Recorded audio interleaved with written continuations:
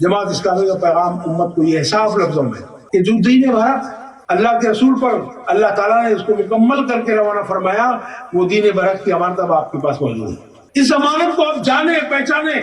जो कौम अल्लाह की बख्शी हुई नेमतों को ठुकराती है, उससे बेखबर रहती है, बेनियाजी बरतती है, बेनियाज हो जाती है, तो उसके साथ इस बेकदरी और बेखबरी का अंजाम उसे देखना पड़ता है कि वो नेमत पहले तो सवाल आता है, फिर वो नेमत छीन ली जाती है। इस उम्मत को बताना है कि तुम एक दाई उम्मत हो और ऐसी उम्मत हो जो रंग की बुनियाद पर बनी, ना नस्ल की बुनियाद पर बनी, ना जबान की बुनियाद पर बनी, ना किसी इलाके या मुल्क की बुनियाद पर बनी।